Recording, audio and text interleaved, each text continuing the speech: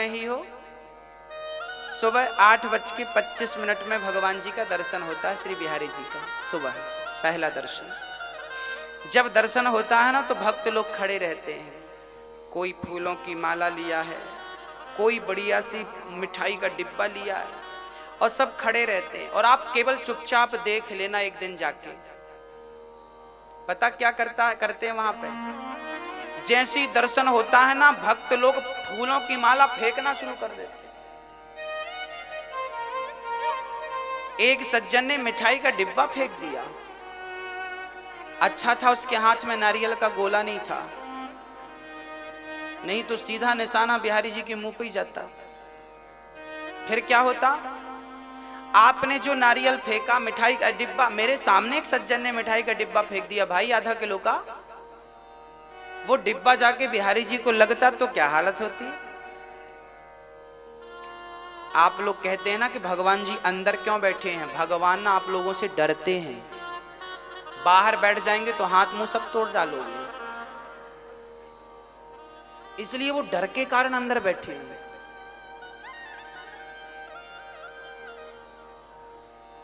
ऐसा फेंकते हैं डिब्बा, ये मिठाई क्या है ये, कब जागोगे, कब अपने धर्म को पहचानोगे। भक्ति पागलपन का, ऐसी पागलपन का नाम भक्ति नहीं है। पागल बनो, पर पागल के पास केवल प्रेम होना चाहिए, फॉर्मेलिटी नहीं होनी चाहिए। मैंने जो कहा ये माला लो तुलसी की, और भाव बनाओ कि हे कन्हैया हम आपको माला पहना रहे हैं। पहन गई माला, हे प्रभु भाव बनाओ मैं लड्डू खिला रहा हूं, खिला दिया, लग गया भोग। आपके हाथ में लड्डू है, माला है, भाव बनाओ, खड़े बिहारी जी के सामने किनारे खड़े हो जाओ, दर्शन होता रहे और भाव बनाते रहो, हे प्रभु मैं आपको लड्डू खिला रहा हूं। भाव से वही लड्डू निकालो और भाव बनाओ के खिला रहा हूं। भगवान खुद आपके पास आएंगे ना और भाव से खाएंगे। माला है आपके पास तो माला खरीदो, पर भाव से कन्हैया मैं आपको माला पहना, स्वीकार करो। वो पहन गई माला, ये नहीं कि फेंकोगे तभी पहनी जाएगी। मीराबाई कभी पूजा नहीं करती थी, गोपियां कभी पूजा नहीं, वो आरती नहीं उतारती थी, ना पूजा ना आरती। आप लोग कई बार ना आरती के लिए झगड़ा कर लेते हो, हमें नहीं दी थाली, हमें नहीं दी थाली, हमें नहीं दी थाली, तुमने आरती कर ली, हमें नहीं दी थाली। आप लोग क्या समझते हो कि हमारे पास आरती की थाली आएगी तो ही हम आरती करेंगे? ना मेरी माँ, जो सबसे पीछे बैठा है, जो सबसे पीछे खड़ा है, यदि प्रेम है तो वो भाव की आरती बनाए और वहीं से ठाकुर जी की आरती उतारे, स्वीकार करेगा मेरा कन्हैया। जरूरी नहीं है कि आप आए भगवान के पास जब तक भगवान को छुए नहीं। आप लोग स्पर्श छूना चाहते, हम छू लें, छू लें, छूना। तुम उन्हें क्यों छूते हो? प्रेम करो तो वो खुद तुम्हें छूने आएगा। हाँ? मन मेरा मंदिर, आंखें दिया बाती, आंखों को ही दीपक बनाओ। आंखें क्या है? क्या है ये दो दीप हैं, एक दिया ये, एक दिया ये। गोस्वामी जी कहते हैं राम नाम मणि दीप धरु, जी है दे हरिद्वार, तुलसी भीतर बाहिरो, जो चाहत उजियार। राम नाम का दीपक अपनी जिह्वा पे रखो। यदि दीपक जिह्वा पे रखा जाएगा तो बाहर भी प्रकाश, अंदर भी प्रकाश। राम नाम को मुंह पे रखो और आंखों को ही दीपक बना करके ठाकुर जी की प्रेम से, भाव से जहां खड़े हो भाव बनाओ कि ये कर रहे हो, ये कर रहे हो। निधिवन 24 तारीख को आप लोग वृंदावन का दर्शन करेंगे। कथा के तुरंत बाद आप लोग बिहारी जी का दर्शन करने जाएंगे, निधिवन का दर्शन करने जाएंगे, राधा रमण भगवान का दर्शन। वृंदावन का जो दर्शन है वो आपको 24 तारीख को, तो वहां पर आपको निधिवन का दर्शन होगा। निधिवन जानते हैं? जहां पर आज भी श्याम सुंदर राधा जी के साथ रास रचाते हैं, आज भी वहां पर दातून पान रखा जाता है, सुबह भगवान चबाया हुआ मिलता है। एक अब ये बात आप कहेंगे कैसे पॉसिबल है? न्यूज वालों ने ताला लगा दिया था अपना खुद का, निधिवन के मंदिर में, छोटा सा मंदिर है राधा जी का, वहां पर बिस्तर लगाया जाता है तो ऐसा लगता है सवेरे कि वहां पर कोई सोया था, पान आधा चबाया हुआ होता है। राधा जी की मांग वांग के लिए सिंदूर रखा जाता है तो वो मांग भरी के लिए वहां पर सिंदूर में ना दिखता है किससे सिंदूर निकाला गया है। एक बार तो न्यूज वालों ने अपना ताला ठोक दिया। हम देखते हैं कि भगवान आते हैं कि नहीं, तुम लोग झूठ बोलते हो। न्यूज वालों ने, बड़े बड़े न्यूज चैनल जो है, आज तक जैसे बड़े न्यूज चैनल हैं, उनने ताला ठोक दिया। और ताला अपना लगाने के बाद पुजारियों ने रोज की तरह रात को सब सामान रखा और सुबह जब खोलकर न्यूज वालों ने अपना ताला खोला और कैमरा लेके देखा तो बिल्कुल सोने के पहले कैमरे से शूट किया गया कि कैसे कहाँ क्या चीज रखी गई है, और सुबह उसी चीज को फिर कैमरे पे शूट करके देखी गई तो वो पूरा बिखरा पड़ा था। जबकि चैनल ताला वहां दूसरा गेट ही नहीं है जाने आने का, गेट पे ताला न्यूज वालों का लगा था। तब ये बात न्यूज वालों को अपने न्यूज पे चलानी पड़ी कि वहां आज भी भगवान श्री कृष्ण आते हैं, इसका सबूत मिला। YouTube पर ये वीडियो पड़ी होगी, निधिवन की महिमा पर जाके देखना, सब मिलेगा। भक्तों, मुझे तो जरूरत नहीं है कि मैं अपना ताला लगाऊं या मैं किसी से कहूं। मुझे विश्वास है कि मेरा कन्हैया केवल निधिवन में नहीं, मुझे तो ये भी विश्वास है कि मेरा कन्हैया बाहर नहीं, मेरे भीतर बैठा है। जो भीतर बैठा है वो बाहर भी है। ये पुष्प यदि मैं उठाता हूं और मेरी श्रद्धा है तो मैं इस पुष्प की पंखुड़ी में मैं अपने श्री कृष्ण का दर्शन कर सकता हूं। चलिए आप करके बताइए। ये पंखुड़ी है पुष्प की, इस पंखुड़ी में यहां पर बिहारी जी का दर्शन करके बताइए हो रहा है? आप ऐसा भाव बनाइए कि जो वृंदावन में बिहारी जी का मंदिर है, जो बिहारी जी हैं, वो बिहारी जी आपको इसमें दिखने चाहिए। मुझे तो दिख रहे हैं, ये बैठे मेरे बिहारी जी, आप देख के बताइए दिख रहे हैं? अच्छा, अब आप कहेंगे महाराज जी आप हमें पागल बना रहे हो। चलिए अब मैं आपसे कह रहा हूं, आपकी माँ मम्मी, आप अपनी माँ को जरा देखिए, इसमें माँ दिख रही है कि नहीं? भाव बनाइए कि आपकी माँ यहाँ आपके सामने खड़ी है। देखिए अपनी माँ का चेहरा कैसा, माँ की हंसी। कल्पना कीजिए कि आपकी माँ आपके सामने खड़ी, देखिए यहाँ देखिए, इस पे देखिए, इस पे देख रही है माँ? हाँ या ना? हम यदि भाव बनाए, कल्पना करें तो मेरी माँ मेरे सामने होती है। हाँ या ना? हाँ या ना? बोली है ना मेरी माँ। मैं आपको अंधकार में नहीं रखना चाहता, मैं हर बात सबूत के साथ करना चाहता हूं, प्रमाण के साथ करना चाहता हूं। आप यदि भाव बनाते हैं ना तो आपकी मां आपके सामने आ जाती है। कल्पना, आपका बेटा आपके सामने आ जाएगा, आपकी पत्नी आपके सामने भाव से आ जाएगी, उसका स्वरूप आ जाएगा। आपका बेटा, आपकी पत्नी, आपका पति, आपका पिता, आपका पुत्र, सब कोई आ जाएगा। देखो ना, आ जाता है। ये भाव बनाए तो ये मेरी माँ है।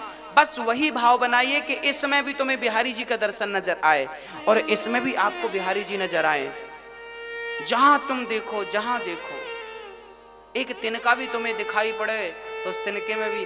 कंस ना एक दिन खाने बैठा, कंस खाने बैठा तो पत्नी ने अस्थि प्राप्ति, पत्नी थी, पत्नियों ने दाल में जीरा जरा छौंका लगाने में काला पड़ गया, जीरा काला पड़ गया। और जब दाल आई कंस के सामने तो कंस थाली छोड़ के भाग गया। पत्नी बोली कहां जा रहे हो? बोले तेरी दाल में कृष्ण बैठा है, काला है वो।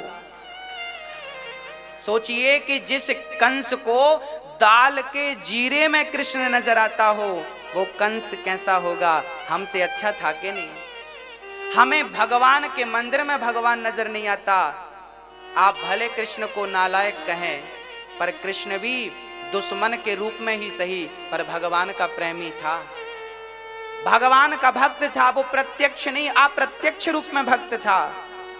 उसे दाल के, मुझे ये बात कंस की बहुत अच्छी लगी, मैं तब से कंस का भी दोस्त हो गया।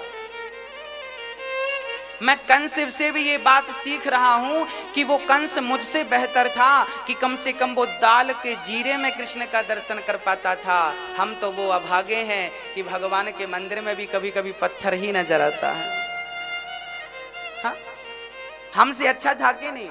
हमसे अच्छा था, बस हम ये जानते हैं। जिसे दाल के जीरे में कृष्ण का दर्शन हो रहा हो वो अभागा नहीं हो सकता।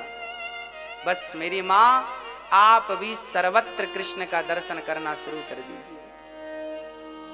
हरि व्यापक सर्वत्र समाना, प्रेम से प्रकट हो ही मैं जाना। भगवान की पूजा फूल चढ़ाना नहीं है, भगवान की पूजा हल्दी चावल चढ़ाना नहीं है, भगवान की पूजा रुपया पैसा हीरा मोती सोना चांदी चढ़ाना नहीं है। भगवान की सच्ची पूजा केवल प्रेम है, केवल प्रेम। राम ही केवल प्रेम प्यारा, जान ले ये जो जान निहारा। आपका पति आपको पैसा दे, गाड़ी दे, बंगला दे, सब कुछ दे, बस आपसे प्रेम ना करे तो मंजूर है आपको? कह दूं आपके पति से? बोलो मैया, ओ मैया, आपका पति सब कुछ दे, महीने की सैलरी आपको दे दे, पर प्रेम पड़ोसन से करे, चलेगा? नहीं चलेगा? नहीं नहीं नहीं नहीं महाराज, वो हमें कुछ ना दे पर प्रेम चाहिए। आप और हम तुच्छ प्राणी, अनपढ़ लोग, जब हम तुच्छ प्राणी धन के नहीं प्रेम के भूखे हैं, तो क्या मेरे बांके बिहारी धन के भूखे हैं? वो भी तो भक्त के सच्चे प्रेम के भूखे हैं। वो आपसे वस्तु की कामना नहीं करते कि आप कोई वस्तु चढ़ाइए, कोई ले जाइए, जब कुछ ले जाएंगे तो ही आपका जाना सफल है ना। भगवान के दर पे जाओ, भगवान से केवल ये कहो, कन्हैया आज मैं कुछ और नहीं, अपने आप को चढ़ाने आया हूं आपके चरणों में। ये पुष्प माला क्या चढ़ाते हो? ये मिठाई का डिब्बा क्या चढ़ाते हो? ये रुपया पैसा क्या चढ़ाते हो भगवान को? अपने आप को चढ़ा दो ना कन्हैया, मैं अपने आप को चढ़ाने आया हूं। त्वदीयं वस्तु गोविंद तुभ्यमेव समर्पयामि। वैसे मेरा कन्हैया इतना दयालु है कि उसे आप तुलसी का पत्ता भी चढ़ा दोगे ना तो वो खुश हो जाएगा। पर मैं इससे ऊंची बात कर रहा हूं कि बाकी कुछ ना चढ़ा के अपने आप को, तन भी तेरा, मन भी तेरा, धन भी तेरा, सब कुछ है तेरा और तेरा तुझको अर्पण।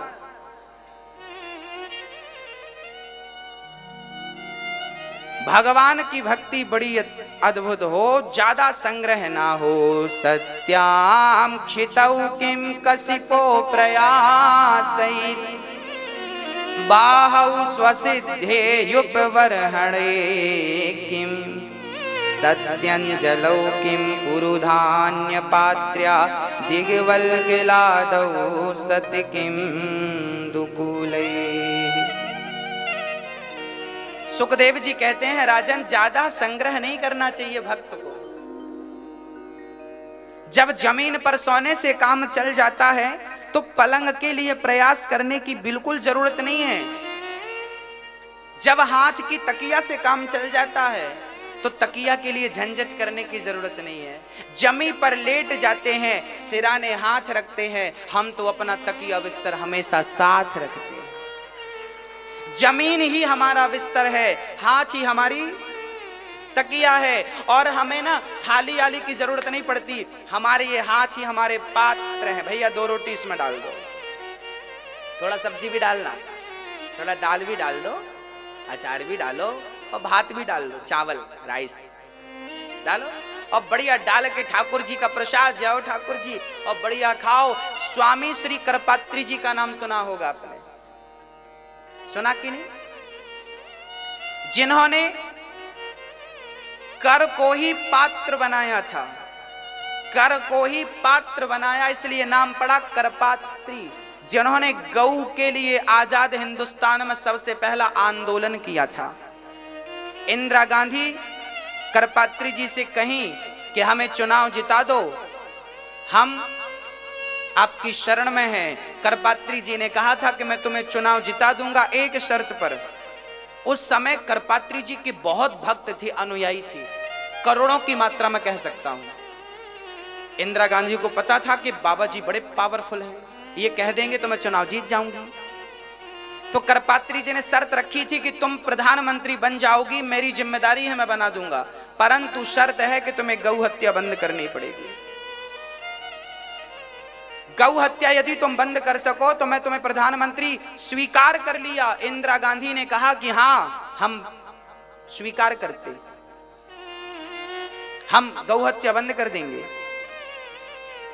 चुनाव जीतने के 1 महीने के भीतर हम गौ हत्या बंद कर देंगे। स्वामी करपात्री जी ने समर्थन दे दिया, चुनाव जीत गई इंदिरा गांधी, विजय हो गई। 1 महीना, 2 महीना, 4 महीना, 6 महीना, साल गुजर गए। स्वामी श्री करपात्री जी ने कहा ये तो भूल गई। तब स्वामी श्री करपात्री जी ने संतों को लेकर 10,000 संतों को और 5,000 गायों को लेकर, गाय आगे आगे पीछे संत लेकर दिल्ली की तरफ चल पड़े स्वामी श्री करपात्री जी, संसद भवन का घेराव करने के लिए। गायों से घेराव करवाएंगे और संतों से। जब इंदिरा गांधी को पता चला कि संत आ रहे हैं गाय को लेकर के, क्योंकि हमने वादा किया था पूरा नहीं किया, तो गायों पर और संतों पर गोली चलवा दी इंदिरा गांधी ने। गोली चलवा दी। इतिहास के पन्नों को कभी उलट पलट कर देखिए, ये सारी चीजें दर्ज हैं। उसमें से हजारों संत मारे गए थे। कितनी गाय मारी गई, पूरी सड़क रास्ता लहू से भरा हुआ था, गाय और संत के रक्त से। 1947 15 अगस्त 1947 को हमारे देश को आजादी मिली। आजाद हिंदुस्तान में सबसे पहले स्वामी करपात्री जी को जेल में डाला गया था। क्यों डाला गया? क्योंकि उन्होंने गाय की हत्या के लिए सरकार से अपील की थी, प्रार्थना की थी, बंद करो, आपने वचन दिया था पूरा करो। इंदिरा गांधी ने गोली चलवा दी और बाबा जी को उठा के जेल में डाल दिया। आजाद हिंदुस्तान में सबसे पहले जेल जाने वाले व्यक्ति का नाम था स्वामी श्री करपात्री जी महाराज। करपात्री जी का नारा क्या है? करपात्री जी ने नारा दिया था धर्म की। ये नारा किसका है? स्वामी श्री करपात्री जी का। तुम मुझे खून दो, मैं तुम्हें आजादी दूंगा, ये नारा किसका है? हाँ? जय जवान जय किसान नारा किसका है? लाल बहादुर शास्त्री का। ऐसे ही धर्म की जय हो, अधर्म का नाश हो, प्राणियों में सद्भावना हो, विश्व का कल्याण हो, गौ माता की जय हो, गौ हत्या बंद हो, ये स्वामी श्री करपात्री जी के नारे हैं। वो याद रहा, ये याद नहीं रहा। अच्छा है, क्या करें क्या कहें, हमारी गाय बचेगी तो देश बचेगा ना। गाय की हत्या नहीं होनी चाहिए। ऐसे स्वामी श्री करपात्री जी, हाथ में जितना मिल जाता उतना खा के पेट भरते, ऐसे त्यागी संत स्वामी श्री करपात्री। बोलिए स्वामी श्री करपात्री जी महाराज। स्वामी श्री करपात्री जी का दर्शन करना हो तो YouTube पर उनकी कुछ वीडियो हैं उस जमाने की, मिल जाएंगे आपको। स्वामी जी ने कहा, सुखदेव जी ने कहा था, सत्याम क्षितौ किम कसिपो प्रयास। वो सिद्ध करके स्वामी श्री करपात्री जी ने दिखाया।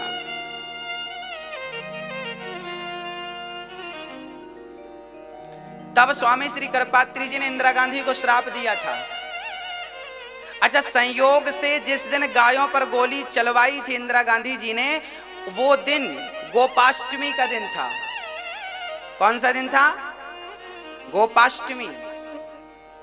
तब संत ने श्राप, करपात्री जी ने श्राप दिया था, इंदिरा गांधी आपने संतों पर गोली और गाय पर गोली चलवाई, और वो भी गोपाष्टमी के, जाओ मैं तुम्हें श्राप देता हूं, तुम्हारा सर्वनाश हो जाएगा। और वो भी सर्वनाश की तिथि बता गए, गोपाष्टमी के दिन। उसके 1 साल बाद इंदिरा गांधी मर गई।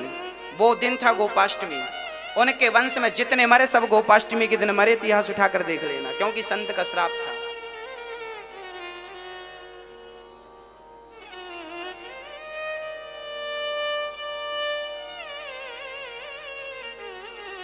चीराणि किं पथि न सन्ति दिशन्ति भिक्षाम्, नैवाङ्घ्रिपा परभृतः सरितोऽप्यशुष्यन्, सुखदेव जी कहते हैं कि पहनने को जब रास्ते में वस्त्र मिल जाते हैं तो उनके लिए संग्रह करने की क्या जरूरत है। सुखदेव जी कहते हैं जिसे जो चाहिए वो उस देवी देवता की उपासना करे। जिसे ब्रह्म तेज की इच्छा है वो बृहस्पति की उपासना करे। पर जिसे कुछ नहीं चाहिए और सब कुछ चाहिए, अकामः सर्व कामो वा मोक्ष कामा उदारधि, जिसे सब कुछ चाहिए और कुछ नहीं चाहिए, ऐसे लोग गोविंद की उपासना करें। जो चाहते हो सब कुछ मिल करके रहेगा। तरवाह किम न जीवंती भस्रः किम न स्वसंच्युता, न खादंती न में हंती, किम ग्राम पशवो परे। उम्र तो वृक्षों की भी होती है, जीने को तो वो भी जी लेते हैं, पर मनुष्य का जीना सबसे उत्तम है। सुखदेव जी कहते हैं राजनम मैं भगवान की स्तुति करता हूं, नमः परस्मै पुरुषाय भूयसे। भगवान की स्तुति करके सुखदेव जी कहते हैं भगवान नारायण की नाभि से ब्रह्मा जी हुए, ब्रह्मा जी से चारों वेदों का विस्तार हुआ और पश्चात प्रकट हुए। उनके बाद उनके पुत्र के रूप में 4 बच्चे हुए, सनक सनंदन सनातन सनत कुमार। चतुश्लोकी भागवत का उपदेश किया और भगवान के स्वभाव का वर्णन किया। भगवान का स्वभाव कितना सुंदर है, कितना सुंदर स्वभाव है भगवान का। क्यों? भगवान शांति दूत बन करके गए। 5 पांडवों को 12 वर्ष का वनवास हुआ था, 1 वर्ष का अज्ञातवास हुआ था। 12 वर्ष का वनवास, 1 वर्ष का अज्ञातवास पूरा करके आए और भगवान श्री कृष्ण से अब रहा नहीं गया। भगवान शांति दूत बनकर चले गए। दुर्योधन पांडवों को रहने को कम से कम 5 गांव दे दो। दुर्योधन बिगड़ गया। 5 गांव क्या, सुई की नौक बराबर जगह में देने को तैयार नहीं दे सकता। भक्तों, हुआ क्या कि भगवान को दुर्योधन मनाने लगा कि मेरी माँ ने 56 भोग बनाए हैं, चलकर ग्रहण कर लो। भगवान बोले तेरे घर नहीं खाएंगे, हम विदुर जी के घर खाएंगे। दुर्योधन की मेवा त्यागी, साग विदुर घर खाई, सबसे ऊंची प्रेम सगाई। क्यों घबराऊं मैं, मेरा तो श्याम से नाता है। भक्तों, भगवान दुर्योधन के मेवा मिष्ठान को त्याग कर विदुर जी के घर गए। विदुरानी के छिलकों का भोग लगाया। क्या दिया भगवान को विदुरानी ने? छिलके दिए, छिलके खिलाए। भगवान ने छिलकों का प्रेम पूर्वक भोग लगाया। भगवान वस्तु का भूखा नहीं है, भक्त छिलका भी खिलाए। विदुरानी भगवान को इंतजार कर रही है और जब भगवान आए तो हाथ पकड़कर भगवान को बिठाया। बिठाने को चौकी थी, उल्टी चौकी रखी और भगवान को प्रेम से बिठाया और भाव से, श्रद्धा से, बड़े प्रेम से फल तोड़ कर ले आई। केला लेकर बैठ गई, छीलती जा रही है, फल को फेंकती जा रही है, छिलके को गोविंद को देती जा रही है। भगवान छिलकों का भोग लगा रहे हैं। एक बार भी विदुरानी ने देखा नहीं कि मैं क्या खिला रही हूं, वो भाव में डूब गई। जब तक मेरा पता था तब तक उसका पता नहीं था, अब उसका पता चला तो मेरा पता नहीं है। यही है ईश्वर को पाने का एक सूत्र। जब तक आपको आपका पता रहेगा तब तक आपको उसका पता नहीं चलेगा। समझ रही हो मेरी माँ मैं क्या कह रहा हूं? जब मुझे मेरा मैं कौन हूं, अभी मुझे पता है मैं अनिरुद्ध हूं, मैं आपके बीच में बैठा हूं, कथा सुना रहा हूं, अभी मुझे सब पता है। जब मुझे कुछ पता नहीं रहेगा मैं कौन हूं, कोई पूछे कि तुम कौन हो, क्या पता मैं कौन हूं। जब अपने अंदर भी जब मैं कहता हूं ना चींटी में कृष्ण को, इसमें कृष्ण को, इसमें कृष्ण को, उसके बाद अपने आप में कृष्ण को देखो। मैं ये बात 4 वेद 6 पुराणों का सार बोल रहा हूं।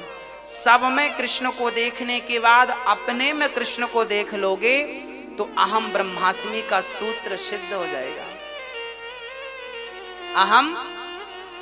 अहम ब्रह्मास्मि, बोलो। अहम ब्रह्मास्मि का अर्थ है मैं ब्रह्म हूं। मैं कौन हूं? जब तुम्हें कण कण में ईश्वर नजर आएगा, उसके बाद अपने आप को कृष्ण, अपने आप में कृष्ण को देख लेना। और जब अपने भीतर, अपने अंदर कृष्ण को तुम देख लोगे तो अहम ब्रह्मास्मि का सूत्र सिद्ध हो जाएगा। वो स्थिति ऐसी होगी कि फिर आपको आपका पता नहीं रहेगा, और जिस दिन आपको आपका पता नहीं चला उस दिन कृष्ण का पता चल जाएगा। जब मैं था तब वो नहीं, अब वो है मैं ना, और प्रेम गली अति साकरी जामे दो न समाए।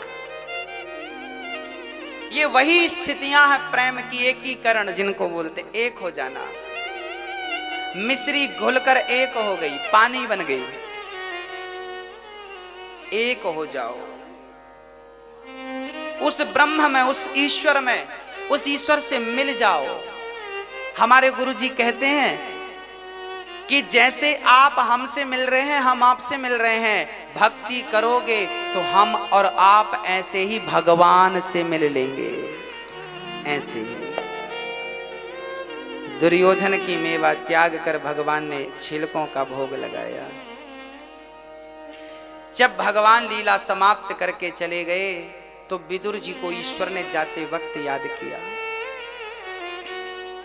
विदुर जी महाराज को जब कहा गया कि आपको भगवान ने याद किया है, विदुर जी महाराज रोने लगे। मैं क्या बताऊं, कृष्ण से मिलने की प्रबल उत्कंठा थी। कैसे मिलूंगा? हाँ, कैसे मिलूंगा? तब उद्धव जी ने कहा, वही ज्ञान जो जाते समय कृष्ण ने दिया है, वही ज्ञान मैत्रेय जी के पास। मैत्रेय जी के पास गए और विदुर जी ने प्रश्न किया, सुखाय कर्माणि करोति लोको न तै सुखम वान्य दुपारवं वा विन्देत भूयस्तत एव दुःखं यदत्र युक्तं भगवान वदेन्नः। विदुर जी ने प्रश्न किया मैत्रेय मुनि से, हे प्रभु हमें बताइए कि सारी दुनिया सुख के लिए कर्म करती है, पर उसे दुख क्यों मिलता? तब कहा गया कि सुख के बदले दुख इसलिए क्योंकि संसार में सुख है ही नहीं। जो होगा वही मिलेगा ना, सुख होगा तो मिलेगा, है ही नहीं मिलेगा। आप लोग सुख ढूंढते हैं, पूरी जिंदगी आपकी सुख खोजते खोजते अब सुख मिलेगा। शादी नहीं हुई, शादी हो जाएगी सुख मिलेगा, हो गई अब बच्चा हो जाएगा तो सुख मिलेगा, हो गया अब बच्चा पढ़ लिख जाएगा तो सुख मिलेगा, पढ़ लिख गया अब बच्चे की दुल्हन आ जाएगी तो सुख मिलेगा, आ गई अब बच्चे का बच्चा हो जाएगा तो सुख मिलेगा, आ गया नाती पढ़ लिख जा, फिर वही रिपीट। पूरी जिंदगी सुख की कामनाएं करते करते सुख को चाहते चाहते निकल गई, पर सुख मिला नहीं। लड़कपन से जवानी, जवानी से बुढ़ापा आ गया, पर कृष्ण है कि अभी तक उनका पता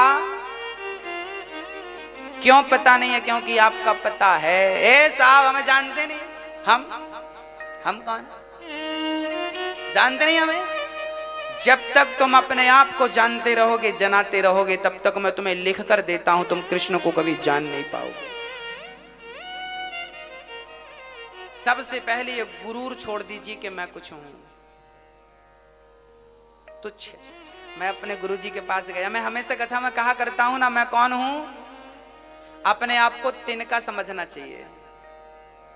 क्या समझना चाहिए? मैं कौन हूं? मेरी हैसियत इस तिनके से ज्यादा।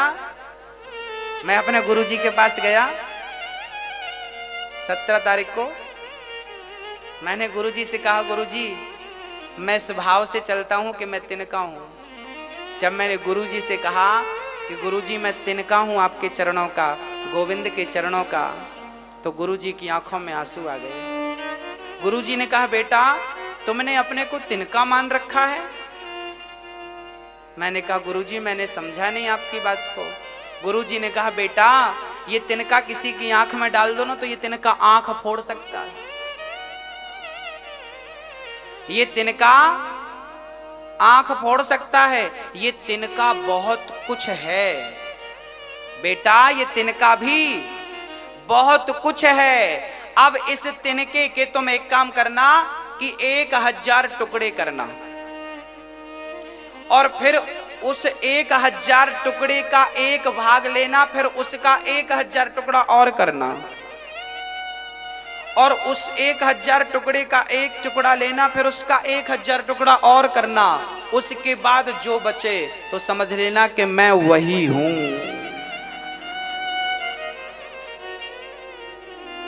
अर्थात मेरे गुरुजी का कहना था कि बेटा मैं तिनका भी, तिनका तो बहुत बड़ी चीज है, तिनका तो बहुत बड़ी है। ये तिनका पहले तो मैं कथाओं में आपसे कहता था ना कि हम तिनका हैं, पर गुरुजी से मैंने ये बात कही गुरुजी मैं ये भाव लोगों तक पहुंचाता हूं और मेरा भाव है कि मैं तिनका हूं।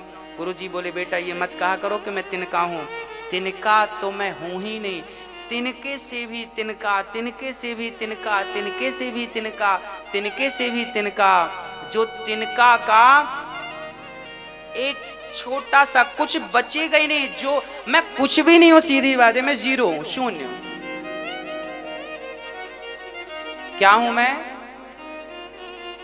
जीरो। ये मेरे गुरुजी ने कहा।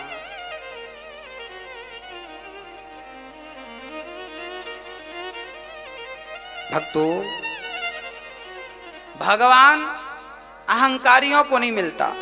पहले अहंकार मिटाओ, लोभ और मोह मिटाओ, फिर सुख का अनुभव होगा।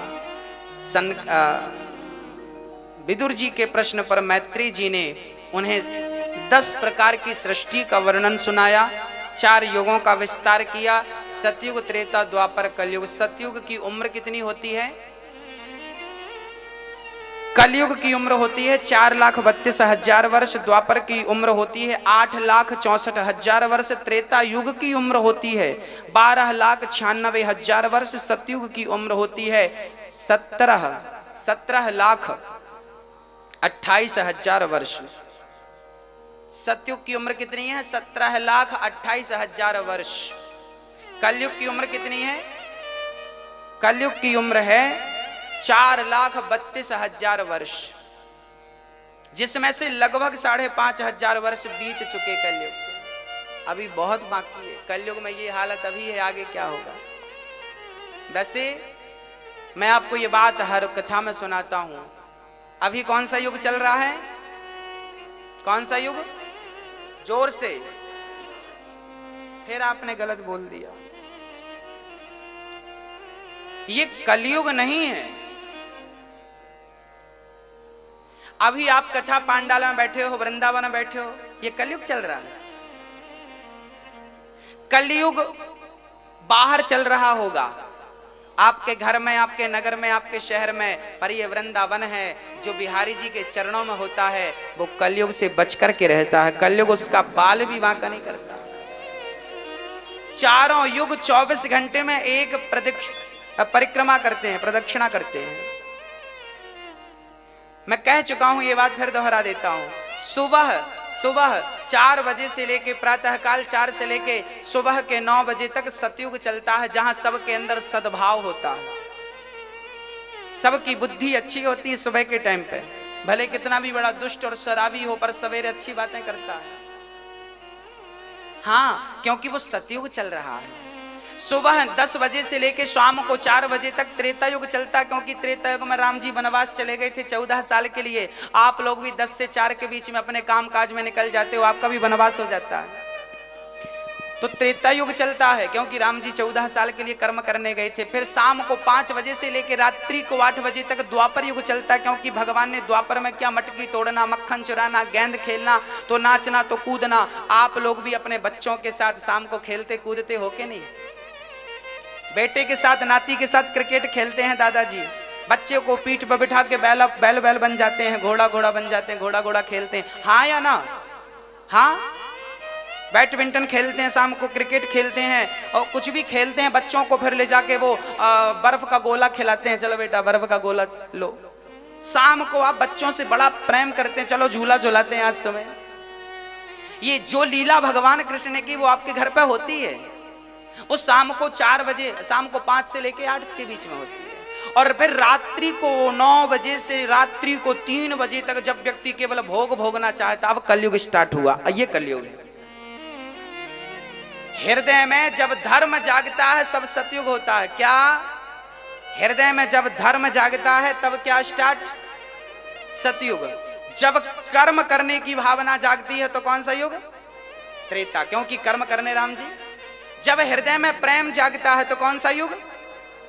प्रेम जो है द्वापर का प्रतीक है, या द्वापर प्रेम का प्रतीक है। समझ रहे हैं? तो द्वापर युग मतलब जब आपके हृदय में प्रेम जागे किसी के प्रति, बच्चों के प्रति, पत्नी के प्रति, पति के प्रति, बहन के प्रति, भाई के प्रति, गरीब व्यक्ति के प्रति, कुत्ता बिल्ली के प्रति जब प्रेम जागे तो कौन सा युग? द्वापर। और जब काम वासना जागे तो कौन सा युग? कलयुग। अब इसका ये निर्धारित नहीं है कि इतने बजे से इतने दिन के 12 बजे आपके अंदर काम वासना जाग जाए तो समझ लेना कलयुग आपके अंदर आ गया, और रात्रि के 2 बजे आपके अंदर सद्भाव जाग जाए समझ लेना सतयुग आपके अंदर आ गया। चारों युग अलग अलग ढंग से चलते हैं। धर्म, कर्म, प्रेम और काम, ये चारों युग हैं। अभी आप लोग कथा में बैठे हो, प्रेम में बैठे हो, यहाँ कलयुग की परछाई भी नहीं है। वृंदावन में कलयुग नहीं रहता, इसलिए यहाँ का रिक्शा वाला भी राधे राधे कहता है। हमारे गुरुजी कहते हैं कि वृंदावन का रिक्शा वाला 10 रुपए में आपको बिहारी जी से मिला देता है। 10 रुपए दो, रिक्शा में बैठो, सीधे बिहारी जी के द्वार पे जाके उतारता है। वृंदावन का रिक्शा वाला भी भगवान से मिला देता है। ये वृंदावन है। गुरु भगवान से मिलाता है, गुरु तो छोड़ो, वृंदावन का रिक्शा वाला मिला देता है, जाके द्वार पे उतार देता, जाओ मिले आओ। इसलिए वृंदावन के वृक्ष को मरम न जाने कोई, डाल डाल और पात पात में श्री राधे राधे होए। आज हम लोग 84 कोष की परिक्रमा में कहां चलेंगे? भरतौड़ बिहारी जी के मंदिर चलेंगे। हाँ जी, भरतौड़ बिहारी जी मैंने कहा था जहां पर भगवान जी ने यज्ञ पत्नियों के गोद में बैठ के भात खाया था, खीर खाई थी। इसके बाद हम लोग अक्रूर घाट चलेंगे, जहां पर अक्रूर जी ने स्नान किया था, अक्रूर घाट। फिर कुसुम सरोवर चलेंगे, जहां पर भगवान ने राधा जी के सरोवर, राधा जी के लिए उस सरोवर से पुष्प तोड़कर, एक बार क्या हुआ, भगवान का मन हुआ। देखो प्रेम जहां होता है वहां बहुत भाव होते हैं। एक बार कुसुम सरोवर, आज हम लोग कुसुम सरोवर चलेंगे। वहां पर क्या हुआ था, वहां पर ना राधा जी के संग भगवान बैठे थे, रास रचा रहे थे और प्रेम था। तो वहां पर उस सरोवर में एक बहुत बढ़िया पुष्प था। तो राधा जी को लगा कि भाव आया कि पुष्प मिल जाए, तब भगवान खुद उस सरोवर में जाकर पुष्प तोड़ कर लाए और अपने हाथों से राधा जी की चोटी पर चोटी गूंथ करके, जैसे माँ बेटी की चोटी गूंथती है ना, ऐसे चोटी गूंथ करके और भगवान ने पुष्पों को लगाया था राधा रानी की चोटी में। वो कुसुम सरोवर है, वो दर्शन आज होगा। आज राधा कुंड, एक बार क्या हुआ था, एक राक्षस आया था बछड़े के रूप में, है? बछड़े के रूप में बनकर आया था। तब ठाकुर जी ने ग्वाल वालों की टोली के साथ गाय चरा रहे थे और वो राक्षस गाय बछड़ा बनकर गायों में मिल गया। जब भगवान उसका वध करना चाहा तो भगवान को गौ हत्या लग गई, क्योंकि वो गाय के रूप में, बछड़े के रूप में था। फिर भगवान ने उसको मार दिया क्योंकि वो राक्षस था। अब सारे ग्वाल वाल बोले कि तुमने बछड़े को मार दिया, तुमको हत्या लग गई, गाय हत्या लग गई। तब राधा जी ने कहा कन्हैया अब मैं तुमसे बात नहीं करूंगी और मिलूंगी नहीं। कब तक? बोले तुम्हारी ऊपर गाय की हत्या का कलंक लग गया। जब तक ये गौ हत्या का कलंक नहीं मिट जाता तब तक मैं आपसे बात नहीं करूंगी और मिलूंगी नहीं। स्पर्श तक आप हमें नहीं कर पाओगे। तब कृष्ण ने राधा से पूछा कि देवी अब तुम ही बताओ कि मैं क्या करूं कि मुझे इस पाप से मुक्ति मिले। तब राधा जी ने कहा कि आप अपनी बंसी से एक कुंड बनाइए। तब श्याम सुंदर ने अपनी बंसी से एक कुंड बनाया और राधा जी ने अपने कंगन से, चूड़ी कंगन, अपने कंगन से एक कुंड बनाया, खोदने लगे और उसी कुंड में सारे तीर्थों का जल भगवान ने बुलाया, 7 समुद्र का, 4 धाम का, और फिर उसमें बुला कर और जब उसमें स्नान किया तब भगवान को गौ हत्या के पाप से मुक्ति मिली। और इसलिए वो राधा कुंड की बड़ी महिमा है। आज हम लोग गोवर्धन में राधा कुंड का दर्शन करेंगे। कहते हैं जिन्हें गौ हत्या लगी हो वो यदि राधा कुंड में स्नान कर लेता है तो उसे गौ हत्या के पाप से मुक्ति मिल जाती है। धोखे से गौ हत्या हो गई तो आज हम लोग राधा कुंड का भी दर्शन करेंगे। अच्छा मैया जी, क्या है राधा कुंड के बाद ना गोवर्धन जी की परिक्रमा भी है, परंतु ना पुलिस वाले भाई ना वहां गाड़ी नहीं जाने देते। तो आप लोग फिर रिक्शे से कर लोगी? हाँ या ना? करना है परिक्रमा तो फिर बता दो, प्लानिंग वैसी कर लें। कर लेंगे तो टमटम मिलती है छोटी गाड़ी, तो वो आपको रिक्शा वाला, सुनो, आप लोग जिस गाड़ी में बैठे थे कल उसी गाड़ी में बैठिए आज, और कृपया गाड़ी के ड्राइवर का मोबाइल नंबर ले लीजिए तो आपको आसानी रहा करेगी, समय खर्च नहीं हुआ करेगा ज्यादा। गोवर्धन की परिक्रमा लगाना है तो देखिए क्या करेंगे, राधा कुंड जी तक तो गाड़ियां जाएंगी, वहां पर गाड़ियां पार्किंग हो जाएंगी, अब वहां से फिर पुलिस वाले भाई गाड़ियों को आगे जाने नहीं देंगे। तो आप कहें तो फिर दर्शन राधा कुंड का करके आगे बढ़ लें कि गोवर्धन की परिक्रमा करना है। तो फिर एक काम करो कि आप रिक्शा पकड़ना, रिक्शा वाला भाई अब जितना ले कितना 10, 20, 25 रुपए लेगा एक आदमी से, है? पूरी परिक्रमा का लगभग 100 रुपए लेगा रिक्शा वाला। वो परिक्रमा रिक्शा वाला कराएगा। पूछ लेना, हम बात करेंगे कि एक रिक्शे में 4 लोग 6 लोग बैठेंगे तो कितना कम करेगा, कम करेगा। तो फिर वो रिक्शे वाले से आपको बोलना है कि भाई हमें सारा दर्शन कराओ गोवर्धन का, तो फिर वो रिक्शा वाला सारे गोवर्धन का दर्शन कराएगा, है ना। हमारी अपनी जो गाड़ियां 84 कोष की परिक्रमा में तो गोवर्धन की परिक्रमा आ ही जाती है, पर विशेष रूप से गोवर्धन की परिक्रमा लगाने की बड़ी महिमा है। कहते हैं जो गोवर्धन की परिक्रमा कर लेता है उसे भगवान मिलते ही मिलते हैं। इसलिए हमारी बूढ़ी बूढ़ी माताएं हैं तो जिनको परिक्रमा गोवर्धन की नहीं जाने, हमारी 84 कोष की परिक्रमा में गोवर्धन की परिक्रमा होगी, पर विशेष रूप से गोवर्धन की जिनको परिक्रमा करना है वो रिक्शे में जाए, जिनको नहीं करनी वो अपनी गाड़ी पर बैठे। ये निर्णय आपको अभी लेके बताना पड़े, ले लीजिएगा। बोलिए बांके बिहारी। चलिए ये तो रही आगे की चर्चा। मानसरोवर, गिरिराज दर्शन, राधा कुंड और भरतौन बिहारी जी, अक्रूर जी का दर्शन, ये आज की यात्रा में सम्मिलित हैं। अब जैसा कि आपको आज गाड़ियां कहां मिलेंगी आपको, जो अपना आश्रम गौरी गोपाल वृद्धाश्रम है, आज सारी गाड़ियां उसी आश्रम के प्लॉट पर और उसके सामने एक जगह वहां खड़ी मिलेंगी आपको। तो आज आपको पास में ही चलना, ज्यादा दूर नहीं जाना। गौरी गोपाल जो आश्रम अपना है ठाकुर जी के चरणों में, वो वहीं पे मिलेंगे आपको। वृद्ध माताओं के लिए जो प्रयास जारी है श्रीधाम वृंदावन में, यदि आपके हृदय में वृद्ध माताओं के प्रति स्नेह और करुणा है, जो कि आपके भीतर है, मेरी माँ कहते हैं कि भगवान श्री कृष्ण ने भी माँ की सेवा की। हाँ, तो ये वृंदावन में आप किसी माँ की सेवा करें। जिन माँओं को आज बच्चों ने घर से निकाल दिया है, अनादर और अपमानित कर दिया है, ऐसी वृद्ध माताओं को श्रीधाम वृंदावन में यहाँ सेवा की जाएगी। आप सभी लोग इस कार्य से जुड़ सकते हैं, और ज्यादा नहीं तो एक माँ को आप 21,000 रुपए देंगे तो वो 21,000 हम बैंक में जमा कर देंगे। उसी के ब्याज से एक माँ जीवन भर भोजन करती रहेगी आपकी सेवा से, आपके सहयोग से। एक माँ जीवन भर, एक माँ को दोनों टाइम का भोजन आप दे सकते हैं। एक जमाना था कि माँ बच्चों को गोद लेती थी, ये मेरा बेटा है। अनाथ आश्रम जाती थी और अनाथ आश्रम से किसी बच्चे को ले आती थी, हृदय से लगाती थी, अब ये मेरा बेटा हो, गोद ले लिया। एक अनजान बेटे को माँ ने अपना जीवन भर के लिए बना लिया। अब समय आ गया है कि एक अनजान माँ को आप अपनी माँ बना करके उसकी सेवा का संकल्प लीजिए। एक माँ को आप गोद ले लीजिए।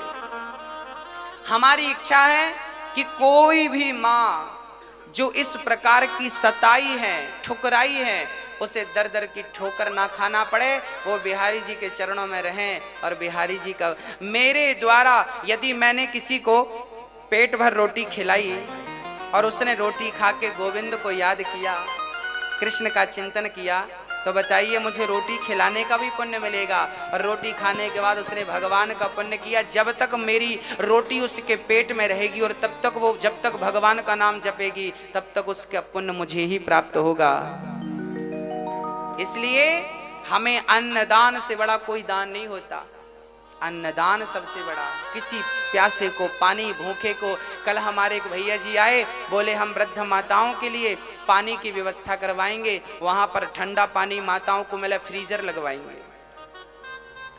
आप लोग भी, हमारी एक मैया आई, वो माँ आ जाएं, बोल रही थी कि हम भी एक कमरा बनवाएंगे और कमरे में अपनी वृद्ध माताओं के लिए, हमें भगवान ने योग्य बनाया है, आपको योग्य ईश्वर ने बनाया है, तो आप कमरा बनवा सकते हैं। आप अपने लिए, जब आपका वो कमरा आपका रहेगा, भगवान ना करे कभी आपके जीवन में ऐसा धर्म संकट आए,